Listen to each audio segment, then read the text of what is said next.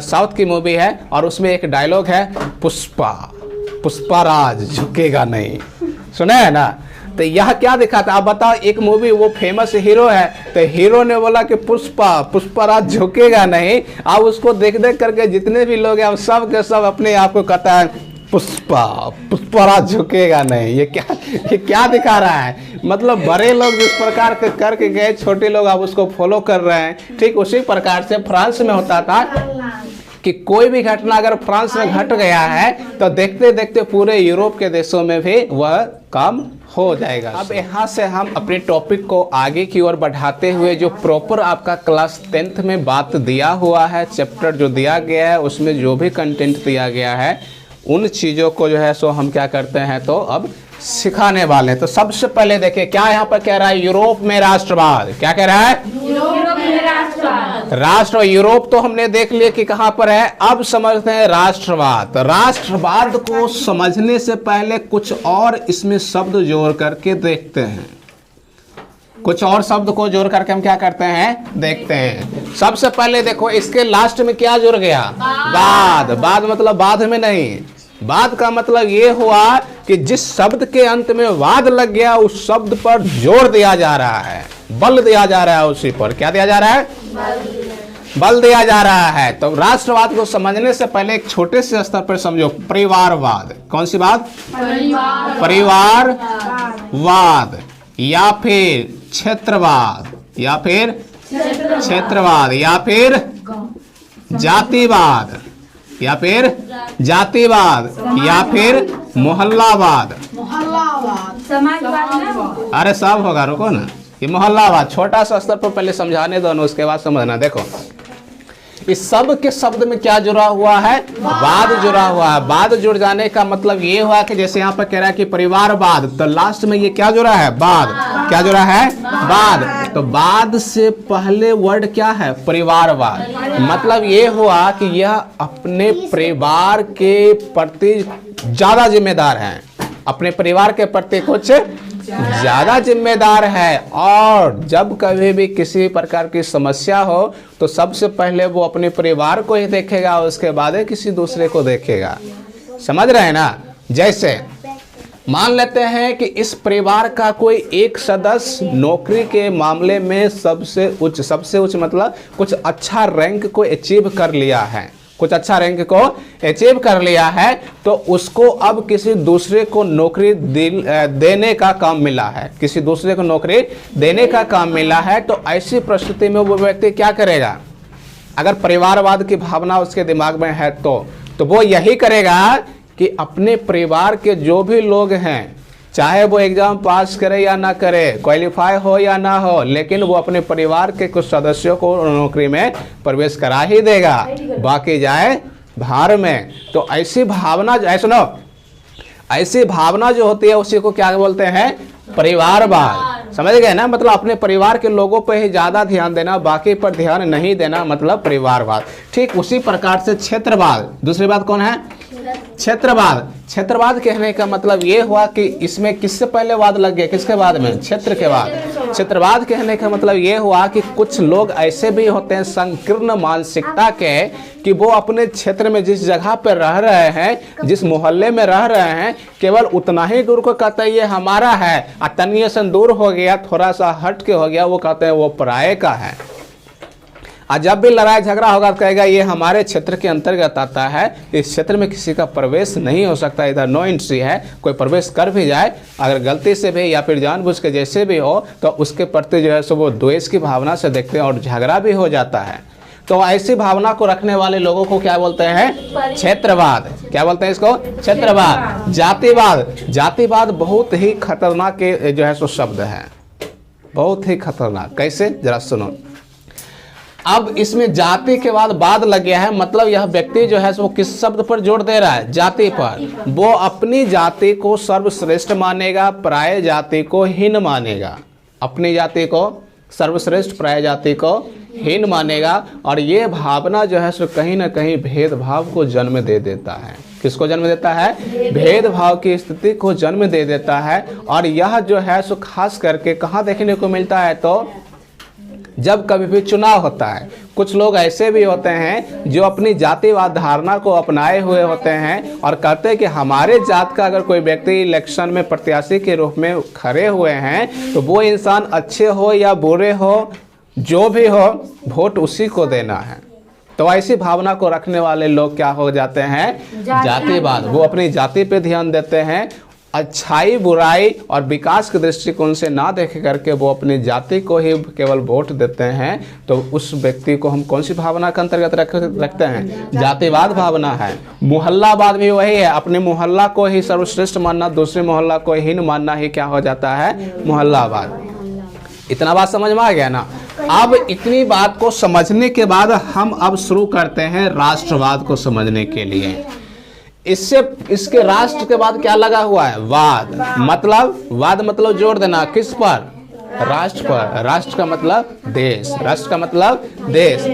तो अगर कोई व्यक्ति अपने आप को राष्ट्रवादी कहलाता है या कहता है तो इसका मतलब साफ है कि वो अपने राष्ट्र से, अपने देश से बहुत ही ज़्यादा प्रेम है, उसको लगाव है उससे, समझ रहे हैं ना। तो ऐसी भावना को रखने वाले लोगों को ही राष्ट्रवादी कहते हैं। उसको क्या कहते हैं, राष्ट्रवादी कहते हैं। मतलब उनके दिल में जो है अपने देश से बहुत प्रेम है और पूरे देश के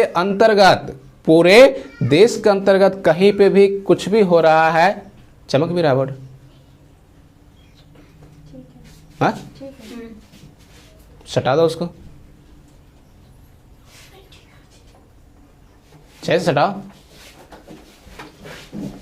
तो उसमें जो है सो क्या होता है कि उस व्यक्ति के दिलों में जो है सो अपने राष्ट्र के प्रति जो है सो प्रेम, एकता, अखंडता की भावना होती है। वैसे व्यक्ति को राष्ट्रवादी कहते हैं। वैसे व्यक्ति क्या कहते हैं, राष्ट्रवादी कहते हैं। जैसे मान लेते हैं कि हम अगर इस भारत देश में रहते हैं तो भारत देश में रहने वाले हर व्यक्ति के दिलों में राष्ट्रवादी भावना होना चाहिए, क्योंकि हमारा भारत जो है सो वो जम्मू कश्मीर से लेकर के कन्याकुमारी तक, अब तो जम्मू कश्मीर ऊपर नहीं रहा, ऊपर तो लद्दाख हो गया है, लेकिन कहने के लिए हमने कह दिया कि जम्मू कश्मीर से लेकर के कन्याकुमारी तक, यहाँ से वहाँ तक, और इधर भी जो है सो पूरे जो है सो पूर्व से पश्चिम तक में अगर कहीं से भी किसी भी लोगों को, अपने भारतवासियों के किसी भी लोगों को कोई विदेशी आक्रमण आकर के मारे, उसको जो है सो गालियाँ दे, तो हम कहीं भी रहे, हमारे दिल में भी एक जो है सो भावना है राष्ट्रवादी का कि हम समझते वो हमारे भारतवासी, वो हमारा भाई है, हमारे भाई को तुम दूसरे देश वाले क्यों मारे। अगर कोई मारता है तो उसको भी हम जवाब देने के लिए हम सब के सब मिल करके उससे लड़ने के लिए जाते हैं। तो ये भावना क्या दिखाता है, राष्ट्रवादी भावना को दिखाता है। बात समझ में आ गया ना। तो राष्ट्रवादी हमने समझ लिए, अब समझ लिए आप लोग। उसके बाद अब हम लोग चलते हैं कहाँ, दूसरी भावना है राजतंत्र। कौन सी है, राजतंत्र। ये राजतंत्र जो है ना, ये आपके टॉपिक से निकल के आया है, मतलब चैप्टर से ही निकल के आया है। देखिए आप लोग भी थोड़ा सा सही से पढ़ लीजिए, क्योंकि इसमें जो है अभी हम तो केवल क्या कर रहे हैं, क्लास को पढ़ा रहे हैं, क्लास में पढ़ा रहे हैं। इसका जो भी नोट्स है, जो भी लिखाने वाली चीज़ें हैं, क्वेश्चन आंसर भी हम कराएंगे। और यह चीज़ जो है सो अगर आप हमारे टेलीग्राम चैनल से जुड़ जाते हैं तो वहाँ पे आपको PDF के रूप में मिल जाएगा।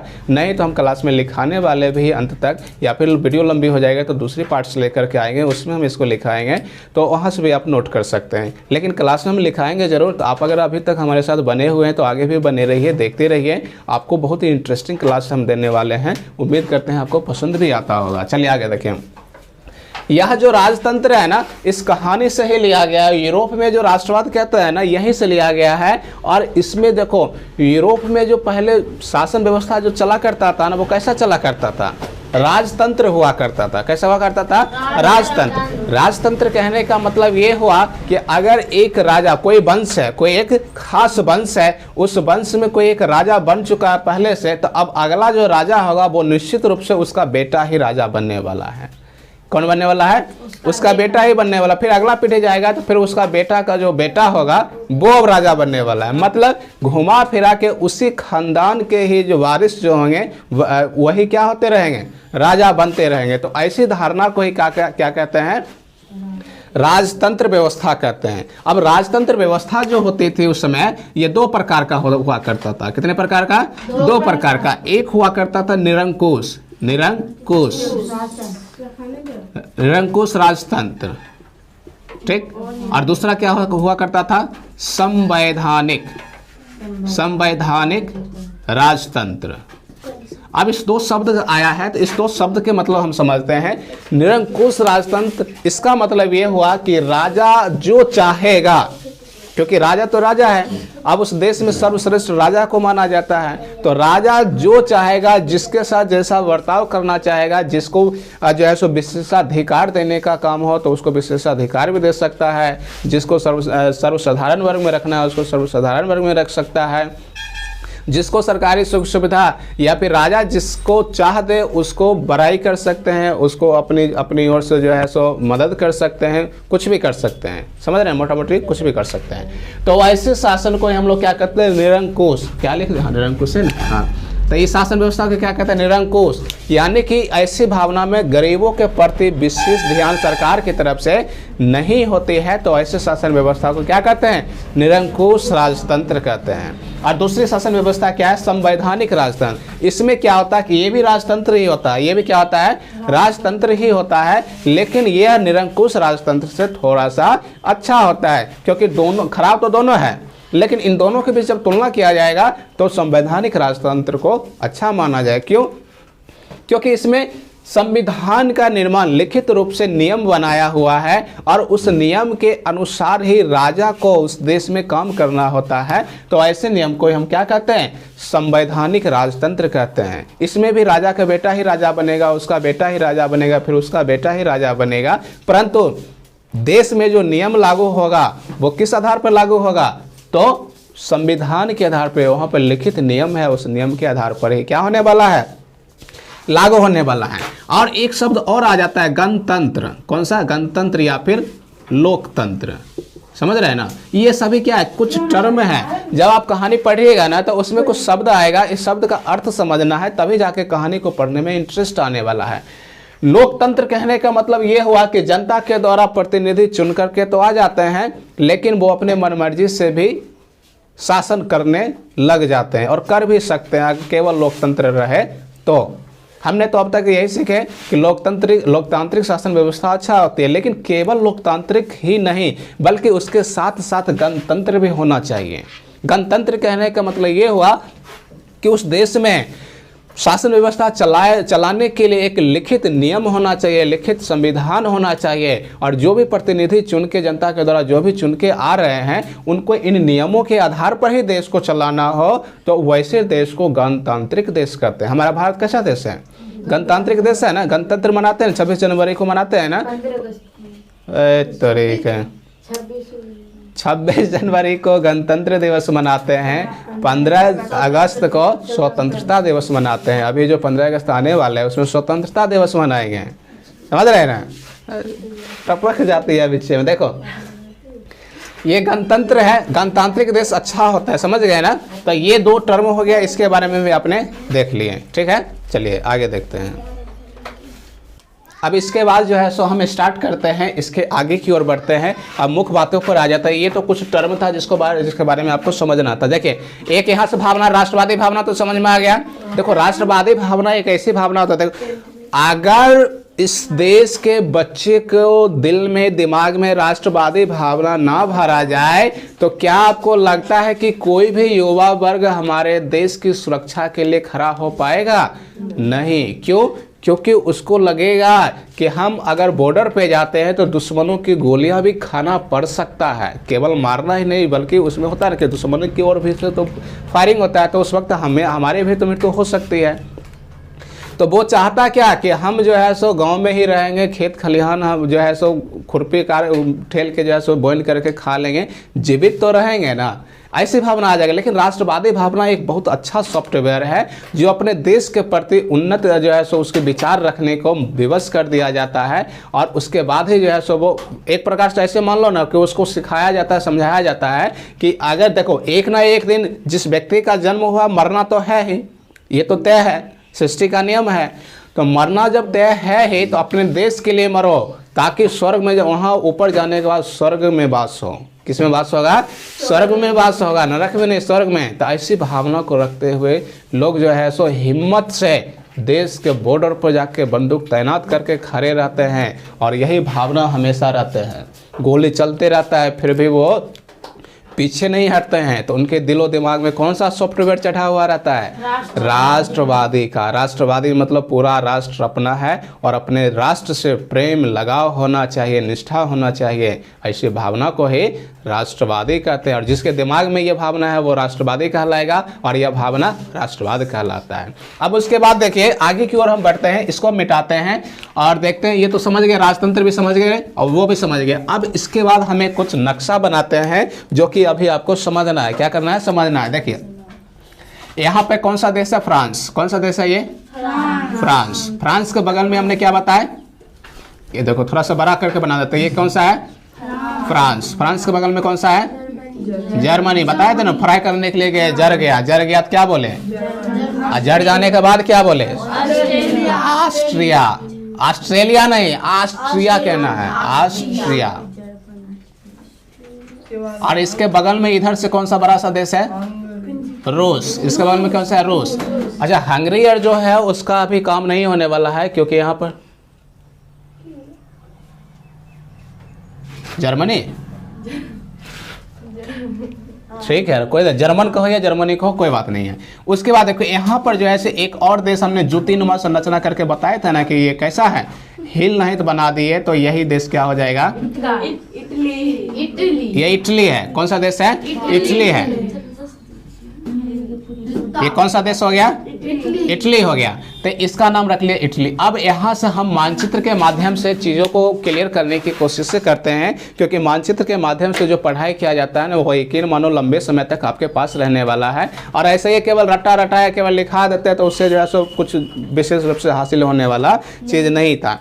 अब यहाँ पर देखो यूरोप में राष्ट्रवाद समझने के लिए एक देश है फ्रांस, और इस फ्रांस के बारे में ही हमें मुख्य रूप से पढ़ाई करना है। और एक शब्द और इसके साथ आता है, कहा जाता है कि उस समय के वक्त में फ्रांस को यदि सर्दी हो जाए तो पूरे यूरोप में छींक उत्पन्न हो जाता है। मतलब सर्दी हुआ फ्रांस को और छींकता कौन है? तो पूरे यूरोप में जितना भी देश अभी बताया ना, एक जो पुर्तगाल गाल हो गया, स्पेन लिए, जर्मनी, फ्रांस फ्राई करने के लिए गए, जर्मनी, ऑस्ट्रिया, हंगरी, जो भी देश है सब के सब यूरोप में आता है। तो इसी को क्या हो जाता है? छींकना शुरू कर देता है। मतलब जो घटना यहाँ घटित हो गया, देखते देखते पूरे यूरोप में वो अपना लेगा। और उस वक्त के समय में यह शक्तिशाली देश हुआ करता था। फ्रांस कैसा देश था? शक्तिशाली देश हुआ करता था। इसीलिए यह जो भी करता था इसको फॉलो हर व्यक्ति लगभग कर ही लेते थे। जैसे अभी देखो, अभी के समय में एक मूवी निकल के आया है, साउथ की मूवी है, और उसमें एक डायलॉग है, पुष्पाराज झुकेगा नहीं। सुना है ना? तो यह क्या दिखाता है? आप बताओ, एक मूवी, वो फेमस हीरो है, तो हीरो ने बोला कि पुष्पाराज झुकेगा नहीं। अब उसको देख देख करके जितने भी लोग हैं सब के सब अपने आप को कहता है पुष्पाराज झुकेगा नहीं। ये क्या दिखा रहा है? मतलब बड़े लोग जिस प्रकार के करके गए, छोटे लोग अब उसको फॉलो कर रहे हैं। ठीक उसी प्रकार से फ्रांस में होता था कि कोई भी घटना अगर फ्रांस में घट गया है तो देखते देखते पूरे यूरोप के देशों में भी वह काम हो जाएगा शुरू। तो यही हुआ। चलिए आगे देखिए। अब फ्रांस में जिस वंश का शासन था उसका नाम क्या था? बुर्बो वंश। कौन सी वंश है? यहाँ सब आपकी कहानी स्टार्ट होता है, तन ध्यान से सुनिए। आपसे पूछा जाएगा फ्रांस में किस वंश का शासन था? बुर्बो वंश का। बुर्बो वंश किस प्रकार से शासन करता था? राजतांत्रिक रूप से। कौन से? राजतांत्रिक। उसमें भी कैसा? निरंकुश राजतंत्र की तरह। निरंकुश अभी बताए ना, जो आम पब्लिक के प्रति उत्तरदायी ना हो, केवल अमीरों के ही वर्ग में सपोर्ट करता हो, उसी के जो है सो देखरेख करता हो, तो वैसे ही तंत्र को निरंकुश राजतंत्र कहते हैं। उसके बाद देखो, यह बुर्बो वंश जो है ना, इसकी समाज जो है, इसकी क्या है? समाज। यानी कि फ्रांस के जो समाज हुआ करता था, उस निरंकुश शासन होने के कारण, निरंकुश राजा वहां के होने के कारण, इसके समाज को दो वर्गों में बांटा गया। कितने वर्गों में? दो वर्गों में बांटा गया। एक वर्ग का नाम दिया गया विशेषाधिकार, विशेषाधिकार वर्ग, विशेषाधिकार, और दूसरे का नाम दिया गया सर्वसाधारण। कौन सा? सर्वसाधारण वर्ग।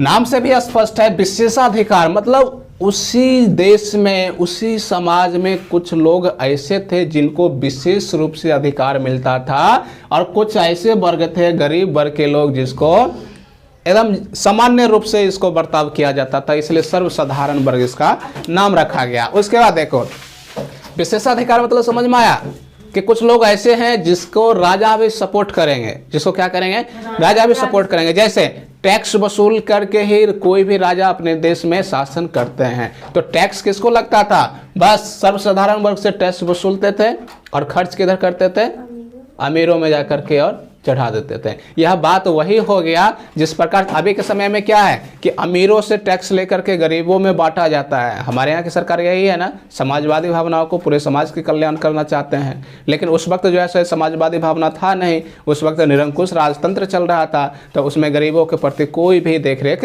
नहीं हुआ करता था। उसके बाद देखो, ये कौन सी समाज हो गया, विशेषाधिकार। विशेषाधिकार वर्ग जो हुआ करता था, यह भी दो प्रकार का था। कितने प्रकार का था, दो प्रकार। एक में पादरी को रखा गया जो सबसे ऊंचा था, और दूसरे में कुलीन। किसको रखा गया है, कुलीन। ये दोनों अमीर था। पादरी जिस प्रकार से मंदिर के पुजारी हमारे यहाँ क्या होता है, पंडित पुजारी जी होता है ना, चर्च के पुजारी कौन हुआ करते थे, पादरी। और ये है कुलीन। कुलीन मतलब अमीर लोग, कुलीन मतलब अमीर लोग। और ये सर्वसाधारण वर्ग में कौन कौन आते थे, सर्वसाधारण वर्ग में कौन कौन है, जैसे किसान हो गया, कौन हो गया, किसान हो गया, मजदूर हो गया, शिक्षक भी इसी में आ जाते थे, शिक्षक हो गया, है ना, व्यापारी हो गया।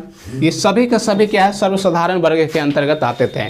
और क्या इसमें मजेदार वाली बात यह है कि उस वक्त के समय में यह जो बुर्बो वंश के राजा कौन हुआ करता था, बुर्बो वंश के राजा कौन था, लुई 14वां। अभी शुरू कौन सा है, लुई 14वां, 14 बोलेंगे, 14 से ही शुरू है, क्योंकि इससे पर देखो, इसमें लुई 14वां कहने का मतलब ये हुआ कि बुर्बो वंश के बहुत सारे राजा, बुर्बो वंश के बहुत सारा, पहला नाम होगा लुई, फिर लुई 1, लुई 2, लुई 3, लुई 4, इस प्रकार से गिनती करते करते कहाँ तक आया, 14वां तक। और ये लुई 14वां इतना निरंकुशता पे उतर आया कि ये इसने अपने आप को बोला कि मैं ही राज्य हूँ और मेरा हर एक बात कानून है।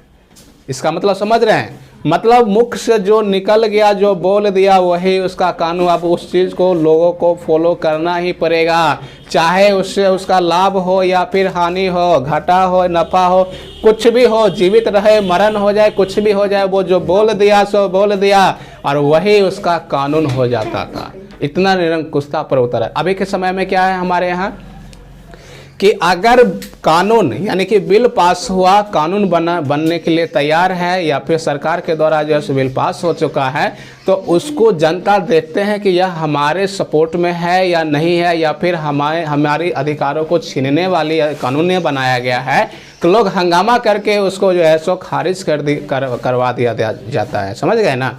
लेकिन वहाँ पे ऐसा नहीं था। तो ये हमने क्या देखे, इस वक्त की जो सरकार है उसका नाम क्या है, लुई 14वां। ये कौन सी सरकार है, लुई 14वां। अंधेरा हो गया ना। तो ये लुई 14वां है, ये बुर्बो वंश का है। इसका समाज जो विशेषाधिकार वर्ग और सर्वसाधारण दो वर्गों में बटा हुआ था। विशेषाधिकार वर्ग में कौन कौन आते थे, तो पादरी आते थे, कुलीन आते थे, सर्वसाधारण में ये सारे लोग आते थे। टैक्स जो वसूला करते थे ना, यहाँ से जो है सो मतलब मान लेते हैं कि रुपया पैसा में 90% जो धन दौलत था वो किसके पास था, इन्हीं दोनों के, पादरी और कुलीन के पास। देश के पूरे पैसे का 90% भाग इसी लोग के पास था। बच गया कितना, 10%। और 10% हिस्सा पैसा जो है सो किसके पास हुआ करता था, सर्वसाधारण वर्ग के, मतलब गरीबों लोग के पास इतना ही हुआ करता था। देश के देखो अधिकांश पैसा इसके पास है और कम पैसा इसके पास है। उसके बावजूद भी वहाँ के राजा के द्वारा टैक्स किस पर लगाया जाता था, सर्वसाधारण पर। इसी पर टैक्स की व्यवस्था था। टैक्स यहाँ लगता था और यहाँ पे टैक्स नहीं लगता था। देख लो, मतलब ये हो गया। उस वक्त के लिए राजा क्या करते थे, जो गरीब हुआ करता था तो उससे पूछा जाता था इस साल कितना कमाया, अरे जी गरीब हैं, कुछ नहीं कमा पाया, काम धंधा नहीं चला। अरे तुम गरीब क्यों है, तुमने मेहनत नहीं किया। क्या करते थे, एक इंजेक्शन रखते थे, जैसे पर इंजेक्शन घुसाओ, उसका ब्लड चूस लो। क्या कर लो, ब्लड को चूस लो, उधर से गरीब से निकालो, अमीरों में अरे तुम कितना कहा, सरकार इस बार जो है सो 10 लाख का इनकम हुआ, अच्छा लो थोड़ा सा और लो, बस सोई उसमें चुहा करके खून डाल दो। इस प्रकार के वहाँ का नियम हुआ करता था। समझ रहे हैं ना इसको? तो इस प्रकार की जो है सो भावना उस वक्त की सरकार के अनुसार देखने को मिलता था। अच्छा, एक बार दो बार करता था तो गरीब वर्ग भी जो है एक दो बार सह लेता था, लेकिन बार बार जब करता था तो उसको भी तो मन में अरे सारा खून निकाल ही लेगा क्या, सारा खून निकालेगा तो मर ही जाएंगे। तो इसलिए बीच बीच में लथार मारता था। लथार मारने का मतलब विद्रोह किया करता था सरकार के खिलाफ, और इसी विद्रोह के कारण ही जो है सो एक बार क्या होता है, राष्ट्रवादी भावनाओं को भी जन्म होता है। उसके बाद आगे लड़के बैठ जाओ ना रे। अब आगे की ओर हम जब देखते हैं तो इस सरकार का लुई 14वां का जो शासन व्यवस्था हुआ करता था, धीरे धीरे आगे की ओर बढ़ते बढ़ते लुई 14वां के बाद 15वां आता है। 15वां के इसमें कोई भी विशेष रूप से रोल नहीं है। तो अब आगे की सरकार बनता है लुई 16वां। कौन सी बन जाता है? लुई 16वां का क्रम फूटल था। क्रम फूटल इसीलिए था क्योंकि इसी के वक्त जो है सो यहाँ पे बहुत भयानक विद्रोह हो जाता है, और फिर जो है सो राष्ट्रवादी भावना का उद्भव देखने को मिलता था। आम जनता के लिए तो खुशी का पल था, लेकिन इस राजा के लिए दुख का पल था। कौन सरकार बन चुके हैं अब? लुई 16वां। लुई 16वां जैसा अब सरकार बन के आए हैं, और इनके पास दो प्रकार का संस्था था। कितने संस्था था? राजा का जो संस्था हुआ करता था वो दो था। राजा का संस्था कौन कौन था? एक ऐसा था और एक ये था, ये पार्लम था। कौन सा, ये कौन सी संस्था था? इसका नाम क्या बोलेंगे? पार्लमा। पार्लमा। और इसका क्या है? State general. स्टेट जनरल दिखाई दे रहा है इधर? State general. यह जो पार्लमा जो दिख रहे हैं राजा का संस्था, ये संस्था मतलब समझ रहे हैं, जब भी बैठक हुआ करता था तो दो प्रकार के संस्था था। एक का नाम था पार्लमा और दूसरे का नाम था स्टेट जनरल। पार्लमा जो था इसमें अमीर लोगों की संस्था हुआ करता था, मतलब पादरी हो गया और कुलीन हो गया। यह दोनों जो है यहाँ पर क्या करते थे, राजा के साथ बैठक क्या करते थे, और जो भी देश में नियम कानून व्यवस्था बनाने की होता था आपस में डिस्कशन करके मतलब नियम लागू कर दिया जाता था। और यह जो है स्टेट जनरल, यह सर्वसाधारण वर्गों के साथ कुलीन, पादरी और राजा सब के सब उसमें बैठ करके नियम कानून को बनाया करते थे। समझ रहे हैं ना? तो हुआ क्या कि यहाँ की राजा जो था वो तो जानते थे कि सर्वसाधारण वर्ग के साथ जितना शोषण किया जा रहा है, अगर उसके साथ बैठक करेंगे तो वो जरूर है कि हंगामा करेगा और कुछ अच्छा नियम वो अपने फेवर में जो है सो बनवाएगा। इसीलिए यहाँ पर जो है सो लगभग 150 साल तक कोई बैठक ही नहीं हुआ। कितना साल तक? 150 साल। आप बताओ, 150 साल तक बैठक नहीं हो तो जिस प्रकार की पुराने रीति रिवाज चला हुआ आ रहा है उसी प्रकार से चल रहा है। लोग बेचारा सर्वसाधारण वर्ग के जो भी लोग हैं सब शोषित हो रहे हैं, उसका खून धीरे धीरे इंजेक्शन लगा करके टानते जा रहे हैं, अमीरों में भोग करके उसको और ब्लड देते जा रहे हैं। तो एक बार की बात क्या हुआ कि ये लुई जो 16वां है, इसकी पत्नी, क्या नाम है इसका? इसकी पत्नी का नाम क्या है? मेरी अंतुआनेत। अंतुआनेत। मेरी अंतुआनेत जो थे ये बहुत ही खर्चालू थे। कैसे थे? इसीलिए इसका दूसरा भी नाम मिसेस खर्चालू रखा जाता है। क्या नाम रखा जाता है? मिसेस खर्चालू। यानी कि खर्च जो है सो बहुत ही ज्यादा। ये कहाँ की रानी थे? ऑस्ट्रिया की रानी थी। कहाँ की रानी थी? ऑस्ट्रेलिया नहीं रे लड़के, ऑस्ट्रिया। देखो ना, ऑस्ट्रिया। ऑस्ट्रेलिया तो इधर था ना, एक जो बताए थे महादेश, ओशिनिया का एक बहुत बड़ा भूखंड। चलो आगे देखो। तो ये मेरी अंतुआनेत जो थे, पूछा जाएगा लुई 16वां की पत्नी का नाम क्या था? मेरी अंतुआनेत। इसका मिसेस खर्चालू नाम क्यों रखा गया? क्योंकि ये खर्चालू थे, खर्चा बहुत क्या करते थे। खर्चा इतना क्या करते थे कि देखो, इसकी एक बेटी थी। इसकी एक क्या थी? बेटी थी, मात्र 3 माह की। क्या माह की? 3 माह की। और इसकी देख रेख में, इसको खिलाने के लिए, खिलाने मतलब समझ रहे हैं ना, झुलरा लगा के झुलाते रहो, गोद उठा के रखो, रो रहा है तो दूध पिलाओ, डब्बे वाला दूध पिलाओ, चाहे जो भी करो, उसको चुप रखना, खुश करके रखना। इसके लिए कम से कम 1000 नौकरानियां रखी हुई थी। 1000। बताओ, मात्र 3 माह की लड़की की सुरक्षा के लिए देख रेख करने के लिए कितना नौकर घर में रखे हुए हैं? अब बता, 1000 नौकर है उसके घर में, 55 मिनट गोद के रखेंगे तो हिस्सों नहीं पूरेगा, जो मतलब सब 55 मिनट नौकर जैसे उस पर ध्यान दे सकें। 1000 नौकर रखे हुए 3 माह की लड़की को खिलाने के लिए, झुलरा झुलाने के लिए। अब बताओ इसको, इसके प्रति 1000 तो ये बेकार में न जा रहा। अगर नौकर ही रखना था तो 102 को रख लेते, आधा बेला ये आधा बेला वो। अगर 4-5 को रखना था 4-5 को रख, 1000 रखने की क्या जरूरत था। यहाँ तो खर्चा लो दिख रहा है ना साफ साफ। इतना ही नहीं, इसका खर्चा और भी ये था कि इन 1000 नौकरों में से जो भी नौकर उसके बच्चे को खुश रखते थे, मतलब होता ना बच्चा भी कोई ऐसे जो है सो मिल गए जिनके पास जाने के बाद बच्चे खुश रहते थे, हैप्पी रहते थे। तो अब देख लेते थे मेरी अंतुआनत कि ये नौकर जो है सो बहुत अच्छा हमारे बच्चे को देख रेख करते हैं, इनके गोद में रह के हमारी बेटी खुश रहती है। तो अब ले अपने ऊपर जितने भी जेवर तेवर पहने हुए हैं ऊपर से लेकर नीचे तक सब उतार के झाड़ करके उस नौकर को दान दे देते थे, गिफ्ट दे दिया करते थे कि लो इतना तुम्हारे हो गए। अब उसको फिर से नया चाहिए, ही नहीं कि दे दिए तो सहा, ऐसा नहीं। अब वो दैयो दिए, अब राजा को इधर जो है लुई सोलमा को पछाड़े हुए कि हमको फिर से चाहिए। अब फिर से चढ़ा भी लिया, अब फिर से देख रहे कोई नौकर ऐसा हुआ फिर से खुश रहेगा तो लो फिर से उतार के दे दिए उसको, अब फिर से जो है उसको चाहिए। तो इस प्रकार से बताए, एक तो 1000 नौकर है, ऊपर से जो है गहना जेवर सब एकदम गिफ्ट दिया जा रहा है। कितना खर्चालू है तो वो तो देख ही सकते हैं। अच्छा, इतनी खर्चालू होने के कारण धीरे धीरे तो जो राजकोष के जो है खजाना वो धीरे धीरे क्या होने लग गया, खाली होने लग गया, कम होने लग गया, घाटा लगने लग गया। लुई सोलमा टेंशन में है कि ये अब सोच रहे हैं कि राजकोष में जितने भी खजाना था, धन दौलत जो भी था वो सब धीरे धीरे खर्च हो गए, खाली हो गया। अब इसकी भरपाई कैसे हो सके या फिर इनकम कैसे किया जाए, इसके लिए एक वहाँ की अर्थशास्त्री था जिसका नाम क्या था, कोलोन। क्या नाम था इसका, कोलोन। उस अर्थशास्त्री का नाम क्या था, कोलोन। इस अर्थशास्त्री से सलाह लिया किसने, लुई सोलमा ने, कि हमारी अर्थव्यवस्था धीरे धीरे घाटे में चल रहा है, इसका क्या सॉल्यूशन हो सकता है, क्या उपाय है वो बताइए। तो इसके लिए बताते हैं कि आपका जो मतलब खर्च है राजघराने में, जो ये आपकी पत्नी जो मेरी अंतुआनियत है मिसेस खर्चालू, इसको थोड़ा कहिए कि अपनी खर्चा पे कंट्रोल करे। इतना नौकर रखने की क्या ज़रूरत है, इतना जो है सो सबको दान में क्यों दिया जा रहा है ना। तो अब इससे बमक गए। कौन बमक गए, मेरी अंतुआनियत, कि वो आखिर हमारे खर्च पे क्यों प्रतिबंध लगा रहा है। अब ये जो है सो खाना पीना खटवास पर, लड़कियों का पत्नी का तो ये स्वभाव भी होता है अपने पति पर किस प्रकार से रुआब दिखाते हैं सो, है ना।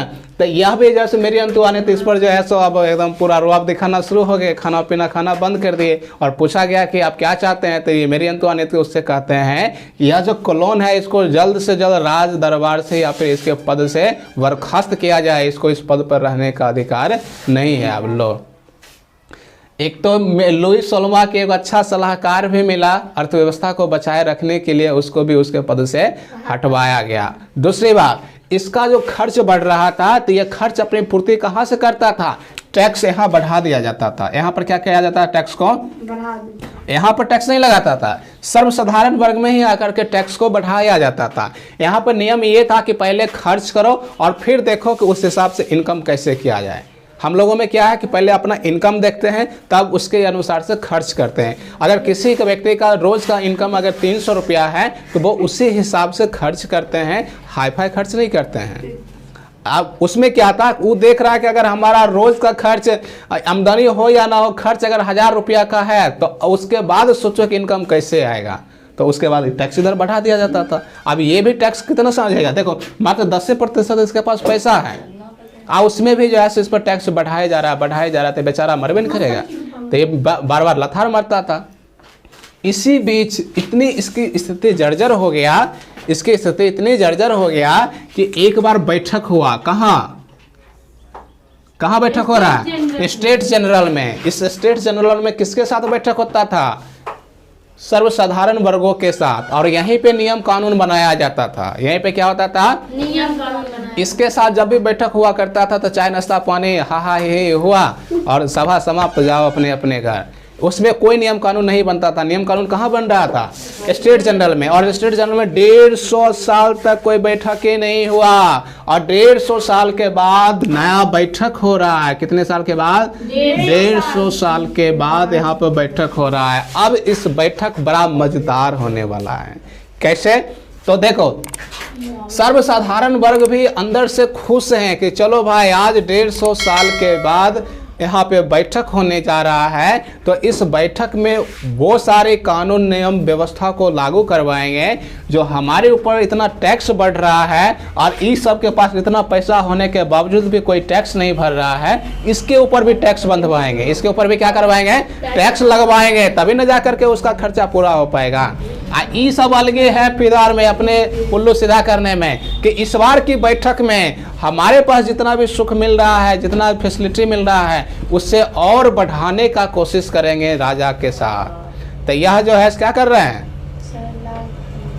या क्या कर रहे हैं? तो इसको जो है सो बढ़ाने के लगे हुए हैं, समझ रहे हैं ना।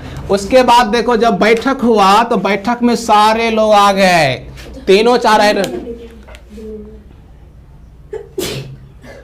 हो गया, ठीक है।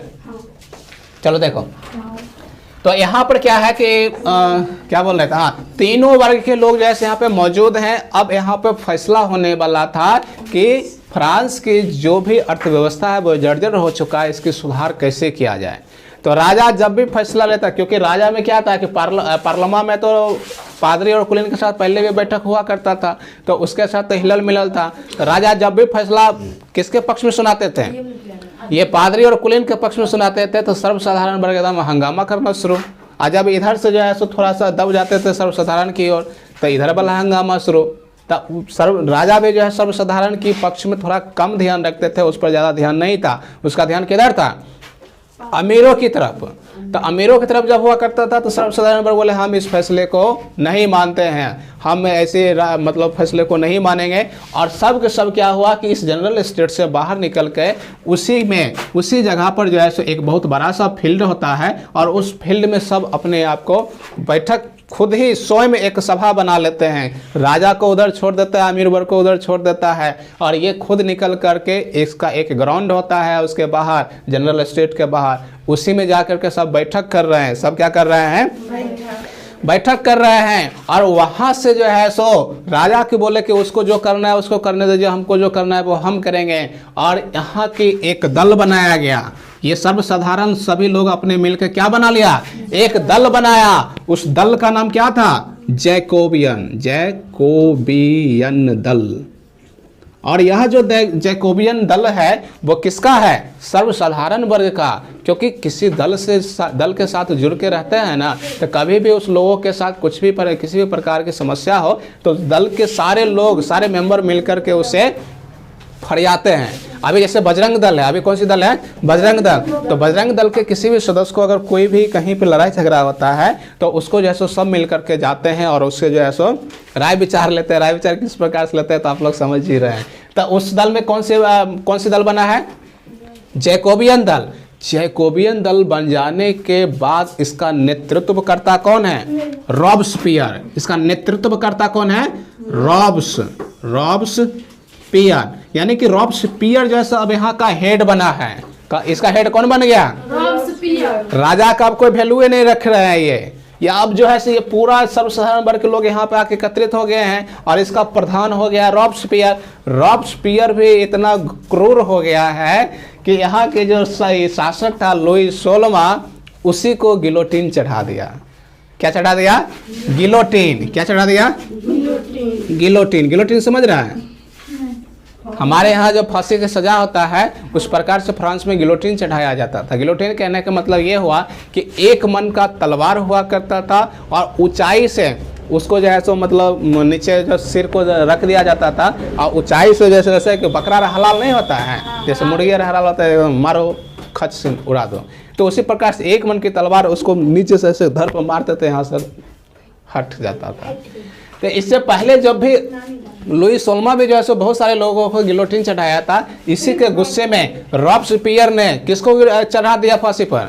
गिलोटिन पर किसको चढ़ा दिया? लुई 16वां को। और केवल इसी को नहीं, बल्कि इसकी जो पत्नी मिसेस खर्चालू थी, इसी के कारण इतना मंदी हो रहा है। तो इसको भी पकड़ के लाया गया, मिसेस खर्चालू को, और इसको भी गिलोटिन चढ़ा दिया गया। तो ये भी समाप्त हो गया। इस प्रकार से देख रहे हैं तो ब्रुवो वंश यहाँ से क्या हो गया, कुछ समय के लिए समाप्त हो गया। फिर से ब्रुवो वंश फिर से आएगा, ठीक है ना। लेकिन आगे चल के देखा गया कि ये रॉब्सपियर जो है धीरे धीरे ये भी क्रूर हो गया। मतलब लोगों के दिमाग में आने लग गया कि भाई बताओ, ऐसा कहीं लोग होता है? आखिर वो जो भी था, जैसा भी था, हमारा राजा था, हमारा क्या था, राजा था, हमारे देश के राजा था, हम उसके संरक्षण में रहते थे। आखिर सजा ही देना था तो कुछ दूसरा सजा दे देते। उनको गिलोटिन चढ़ा कर बताइए, राजा को भी नहीं बख्शे तो आम जनता का भी, अगर ये शक्तिशाली हो जाएगा तो आम जनता को ये क्या बख्शेगा? लोगों को डर लगा, इसलिए आगे चल के कुछ समय के बाद क्या किया आम जनता सब मिल करके, इसको भी गिलोटिन चढ़ा दिया। रॉब्सपियर को भी क्या कर दिया, गिलोटिन चढ़ा दिया। मतलब इसको भी फांसी समझ लीजिए कि इसको भी गिलोटिन चढ़ा करके मार दिया गया। अब यहाँ से नेतृत्वकर्ता कौन ले रहा है? नेपोलियन। Napoleon Bonaparte. आगे देखो, अब आ चुका है कौन सी शासक? Napoleon Bonaparte. समझ रहे हैं ना। और यह नेपोलियन बोनापार्ट जो है, क्या हुआ है सबको जानना? छुट्टी हो गया, छुट्टी लेना है, रोको।